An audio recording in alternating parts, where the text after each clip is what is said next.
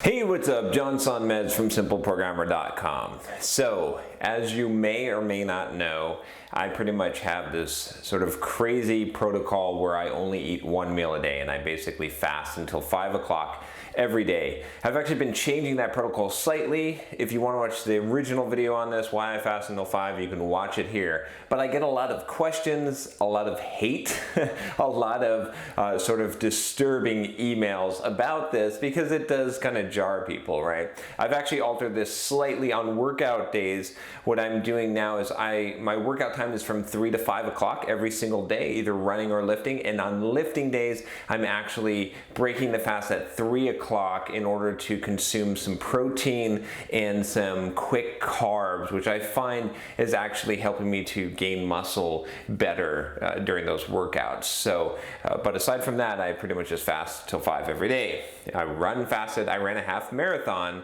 fasted. You can check out the video here where I show you my half marathon.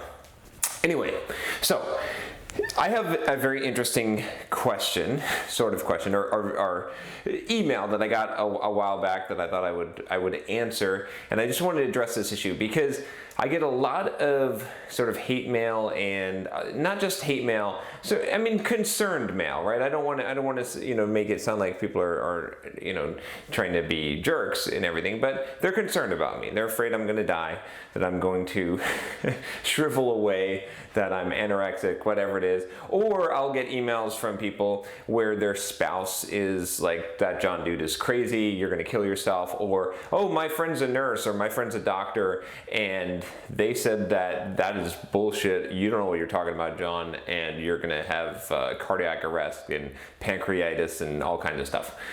So I wanted to address sort of that for a couple of reasons. First of all, I am not a medical doctor. I am a self-experimenter. I experiment on myself. I try what works. I am well-read in medical literature. I'm well-read in fitness and sports and nutrition. I've been doing this for 20 years. But I do not have a degree in medicine, so I am not giving you official medical advice. So if you drop dead, don't sue me. Of course, if you're dead, you can't sue me. But I'm telling you what works from my experience and what I know from my knowledge, as limited as it may be. But what I always tell people, and if you followed my Get Up and Code podcast, maybe I should bring that back. I'm thinking about bringing it back. You can check out the old episodes here if you haven't seen it. But I always say, you got to figure out what works for you, right? Because you can read all these studies, you can see all these things, and ultimately you try stuff and you see what works for you, and because we're all different, and that's how you figure out what works, right? Because you don't know. I mean, it could be 10 years before you get enough evidence from studies before we know what's going on, what actually works. But you try stuff, you read up, and you understand what makes the most sense, and then you try it out and you see. And that's how I arrived at where I'm at right now, as what's worked both psychologically and physically for me. And I'm pretty much in the best shape that I've ever been. I mean, I'm in pretty damn good shape right now, right? So anyway, so I'm going to start off with this email, and then I'm going to kind of talk about some of the issues here. So this is kind of an entertaining email. It's a little bit long though. So this email is from Brad, and he says, "Hi John, I'm watching a lot of your videos and you're spot on and great in all of them except for the fasting videos." So I appreciate that, Brad. "I think you are giving wrong advice, and I say that as someone who eats one big meal a day myself. The reason I consider myself an expert on eating one meal a day," this ought to be good, "is that I don't fast." Hold on. I'm not sure you understand what fasting is, Brad. No offense, but fasting, if you're eating one meal a day, unless you're sitting at the buffet, unless you're going to Golden Corral and slowly eating over, from the whole time that they're open, like a homeless person, then you're probably fasting. Okay, he goes on, "The reason I got into eating one meal a day is because I got tired of eating small meals all day and never really feeling hungry before I ate those meals, and I never felt full after eating those meals." Okay, I could probably actually relate to that. So except for me, it was, I got tired of the stupid bodybuilding diet of cooking 6 or 7 meals a day, only thinking about food all the time, eating crappy food, and basically, spending my whole life cooking or eating or working out. So, okay. So I decided I was simply going to wait until I felt hungry before I ate a meal. I found I enjoyed eating the meal more when I waited till I was hungry and my hunger was satisfied for a much longer period after having that big meal. In fact, I never even planned to have one meal a day. It just worked out that my body tells me it's hungry once a day. I wake up late, like 11 a.m. or noon, and then I have my big meal around 4 p.m. So it's sort of my breakfast / lunch / dinner. Okay, so a few things here. And he says, I might have a small snack around 8 p.m., but I don't really feel hungry again until 4 p.m. the next day. So a few things here. So let's see, where to begin here? I agree, Brad, about this idea that your meal is much more satisfying when you're actually hungry. Most people don't know what actual hunger is. They just eat habitually. That's why a lot of people eat 3-4 meals a day or graze and snack, and one thing that you'll notice if you start doing 1 meal a day on purpose is that you will actually develop a real hunger, and the food will be much more satisfying because you'll have a real appetite. So we're in agreement there. But you wake up at 11 a.m. or noon every day, but you're going to give me diet and fitness advice. No offense. I mean, heck, you want to wake up at 11 or noon? That's fine. And then you eat at 4. Okay. All right. But let's go on here. My ideal weight is 175. I currently weigh 220. And so 1 meal a day is certainly not cutting into my calorie intake. So a couple of points here. You're overweight. You're giving me fitness or diet advice. I don't quite get that, right? I mean, I stay in shape partially because I have to if I'm going to give you advice on this channel. I'm going to not be able to take your advice when you're overweight doing this. But another thing, but you did bring up an interesting point. If you are really eating 1 meal a day and you're gaining weight, you're still fat, you're still overweight, that means that, yes, it isn't cutting into your calorie intake. So all of you that are saying, hey, John, I can't eat enough calories in 1 meal a day. Well, this dude can, right? You can, definitely. Trust me. I've gained weight eating 1 meal a day. If I eat whatever I want when I eat 1 meal a day, I can certainly gain fat weight and get fat. I've definitely gained, I haven't gained a huge amount of weight, but I've gained weight. And this goes to show it. So anyway, though, really, come on. You got to live the example if you're going to preach, right? You lose credibility there. I'm just telling you. Okay. The problem with your advice is that I'm quite sure you feel very hungry after working out in the morning and you're not listening to your body. If your body tells you it's hungry, then it's hungry. This advice you give on your second fasting video that a bodybuilder can go 5 days eating nothing and then lift without being tired is just wrong. I'll go as far to say it is a lie.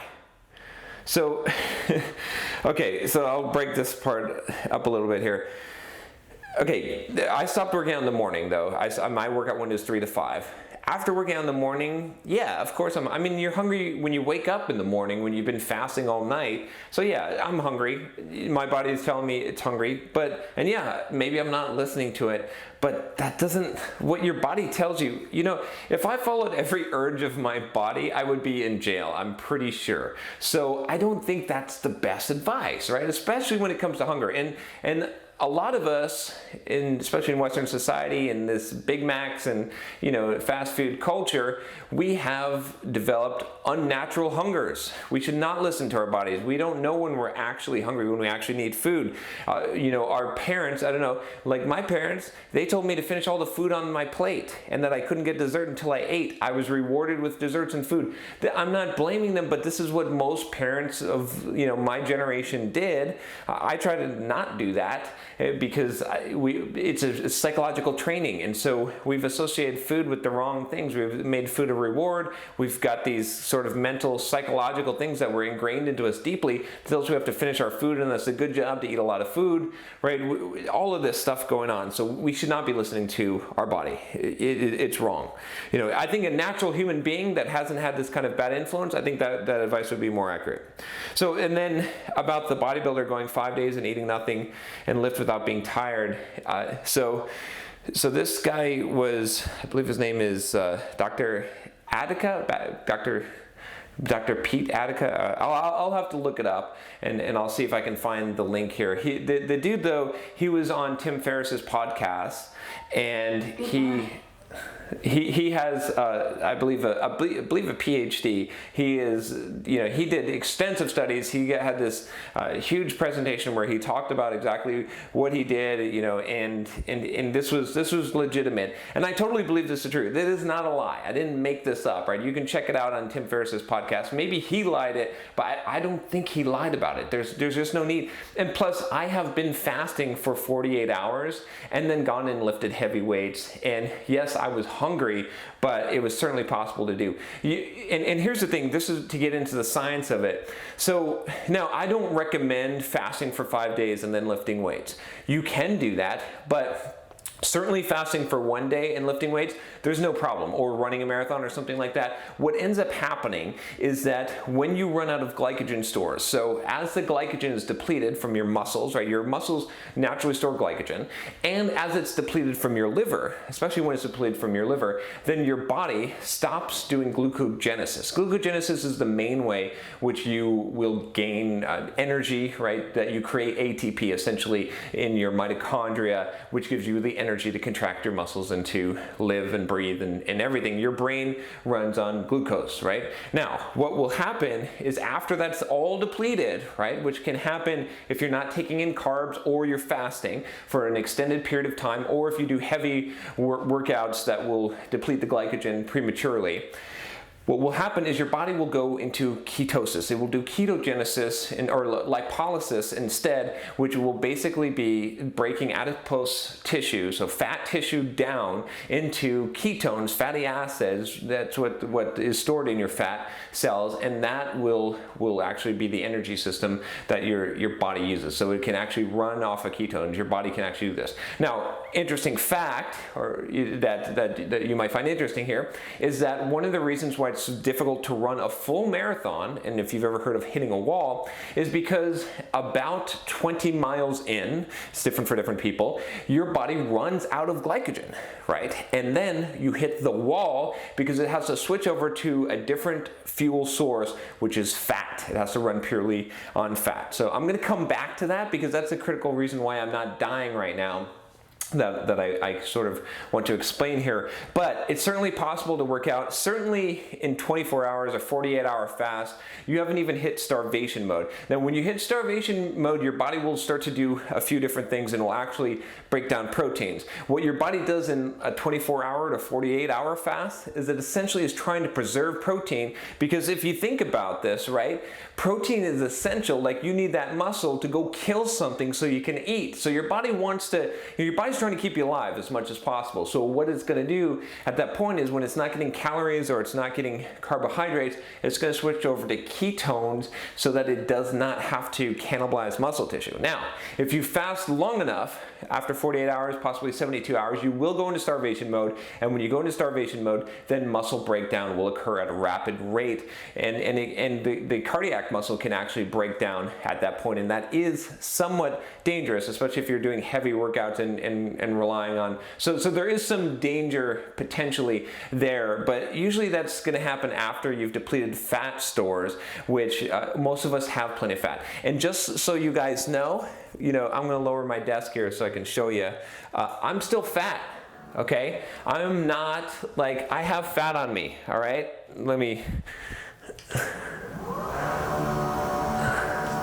I can still lose plenty of weight, okay? I may have abs, but look at that. There is fat here for sure, okay? That means I'm not going to die. So those of you that are worried that I'm dying right now, I'm not dying. This is fat right here, okay? There's fat here, okay? When you pinch your skin, this is how you can tell if there's fat, right? If you pinch your bicep skin, that's a good place to test, right? You want to see how thin your skin is there? That's how thin skin is, right? Any thickness thicker than that is fat. So if I pinch here, yeah, on the upper abs, yeah, there's not much fat there, but it's not thin as my bicep, so there is fat. And if I pinch on the lower abs, oh, there's plenty of fat there. Look at that, fat boy, right? Okay, so I just want to let you know that I'm not dying. So let me raise this desk back up here. So for those of you that think I'm dying, I am not dying. I've got plenty of fat. I could run 3 marathons with the amount of fat that I got on my body, and I would be totally fine. Now, if I were actually in a concentration camp and I were actually skinny as a rail and I had no muscle, okay, and I were in starvation mode, then my body would say, well, crap, I guess we're out of stuff. The only thing left is that heart muscle. We can spare a little bit of muscle, of protein from the heart muscle to keep the brain going, can't we? Yes, we can, so we're gonna do that. But I'm not in danger of that, and really, unless you are, anorexically thin, you aren't either. So it's true, I didn't make this stuff up, okay? And then he goes on to say, let's see, I know what it's like to go over 2 days without eating, and it's painful. It is somewhat painful, but after 2 days you actually do adapt, and it's not as painful as you might think. And I wasn't an athletic / low body fat mass when I went without eating for over 2 days. I was slightly overweight and lost a lot of weight by fasting that long.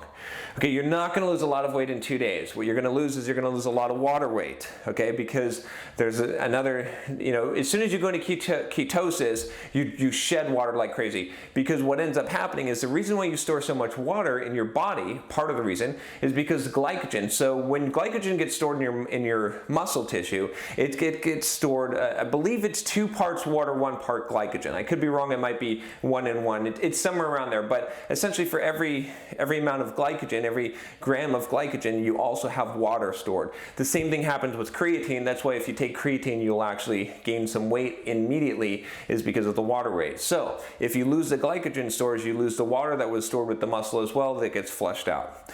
Okay, so that's what happened there. If a guy with a very low body fat fasts this long, he is going to eat into body tissue. I know this happens for guys who do ranger training in the Army. They lose a huge amount of body mass by fasting. You're simply wrong about this advice and are giving that prolonged fasting won't hurt your body. I hope you don't cause yourself damage to your body and end up seriously sick or dying. This happens to a lot of guys who are vegetarians and do heavy weight and endurance sport training. The lack of complex protein causes a lot of these guys to just keel over and die of heart failure. Take care, Brad. So I think I already addressed this part of it. I'm not going to beat a dead horse here, but essentially, yes, Brad, I am still fat. As much as maybe I'm around 9% body fat or so. I actually want to take this down. I'd like to get a little bit even more cut, more lean, and it's perfectly safe for me to do that, right? And and the thing is, again, like I said, if you are, the reason why a lot of rangers doing ranger training will lose a lot of body mass and weight, part of it is if you're not weight training, right? So, one of the things that I'm doing whenever I'm cutting is I'm prioritizing lifting weights because, I don't want to get into too much of the complexities of how this works, but essentially weight gain and muscle gain is not what most people think. What happens is it's the ratio of protein degradation to protein synthesis that happens in the body. And so that is why, for example, when some people take steroids, anabolic steroids, they are able to increase the rate of protein synthesis at a rate so they can add more muscle to their frame. It's also why someone who is not taking androgens, will not be able to, they have a limit of how much muscle mass they can put onto their body. But essentially it comes down to this. If you're not in starvation mode and you have fat to spare and you have muscle to spare, and especially if you're weight training, you are not going to have a problem where you're going to waste away. Now, if you fast for 10 days, you will probably start to see huge muscle loss. You may have some cardiac problems if you're already low body fat. I wouldn't take that risk, but there's really no reason to do something that extreme. The most I think that I would probably fast at the regular interval is probably like 48 hours, maybe 72. Maybe I would do a week fast for spiritual reasons just to make my mind stronger, but I would probably only do that once a year, and I've never really done that. I've fasted for maybe three days at the most, right? So anyway, I appreciate the concern, but trust me, I'm not gonna die and and people who are doing this are not going to die. I'm a pretty dang healthy guy, like I said, and I've been doing this for almost 2 years now, right? So I get a physical every year. I've never had any kind of major problems. A lot of times these kind of diets, especially ketogenic diets, will actually reverse diabetes for a lot of people. So anyway, so that's the crazy email. I just want to address one other point. So I get a lot of emails kind of like this one. I mean, this one was fun. That's why, and no offense, Brad, I don't mean to like call you out. We're bros, right? Bro fist. It's cool. I understand what you're just looking out for me and for other people. But, I'm educated on this subject. So that's why I went into this, and I want to make sure that I assure you that I'm not just making this stuff up. Okay.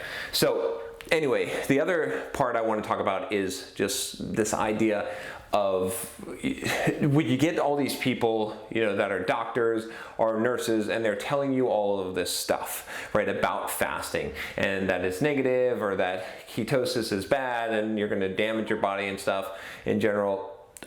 They don't know what they're talking about, right? I'm sure I understand. Yeah, that's right. You're not sure you understand, but anyway, you can't just trust this advice. You probably shouldn't even tell people necessarily that you're doing this, because they're not going to understand. Some people are going to be upset because you're doing something to improve yourself. You got to do what you're going to do, right? And you don't have to do this. It's fine, totally cool. But if you do it, do the research on your own so that you can actually, back this up, and not, don't listen to someone just because they have a doctorate, or that they're a doctor or a nurse. That doesn't mean shit, honestly. That doesn't mean they know anything about nutrition or fitness. And, they may know about the human body, but there's so many doctors and nurses and whatnot that give horrible advice. I mean, first, how long did the whole medical community suggest a low-fat diet, right? A high-carb and low-fat diet. And now we have an obesity epidemic. They are the ones who put us into this, and a bunch of cardiac problems, because now they're finding, oh, wait a minute, maybe saturated fats aren't that bad, and dietary cholesterol doesn't cause cholesterol. And actually, cholesterol, it doesn't actually matter that much. And actually, LDL doesn't even matter that much. It's the kind of particles in the LDL, the high density, or actually the cholesterol, the HDL versus the LDL, and the ratio. And even in there's more of this, right? And oh, wait a minute, sugar causes inflammation. Oh, and that's what kills people. So the medical community really doesn't know jack shit about this. So a lot of this is happening on the fringe. A lot of the advances in the science here. So don't pay attention to that. As far as fasting itself, there's basically only one thing that has ever been found to increase longevity in animals. That in all the studies that have shown, that have tested for longevity, and especially in humans, which we can't really test longevity in humans, but we can use evidence that we have, empirical evidence, and kind of draw conclusions backwards from that. But the only thing has been calorie restriction, aka fasting. So when they basically restricted the calories for mice, and to basically one meal a day, a smaller calorie amount, those mice lived longer. Now you can make all kinds of explanations or reasons for why this is true, but essentially, if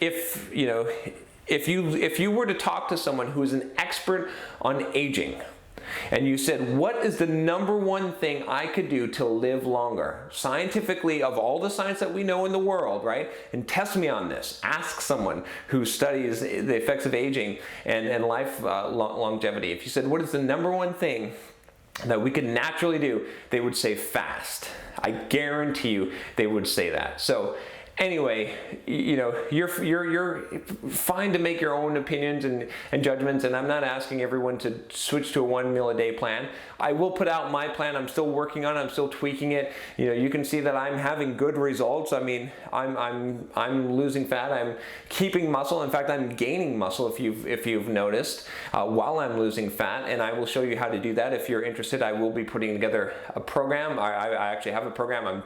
I'm testing it on myself right now. But anyway, I just want to address that and sort of lay this issue to rest for all of you that are afraid that I'm killing myself and dying, you know, if I do, it'll be documented on YouTube. Then you could say, look at that guy, you know, for 2 years, for 4 years, he did all these YouTube videos wearing these tank tops, and then he dropped dead of a heart attack. Don't listen to anything that he says about fitness. But if that doesn't happen, well, then hey, you know. So anyway, thanks for watching. Stay tuned if you did for more videos and advice on fasting and programming and fitness and all that kind of stuff. And if you've got someone who is maybe having problems with this whole 1 meal a day or fasting, you know, send them this video and see if that helps. Anyway, take care.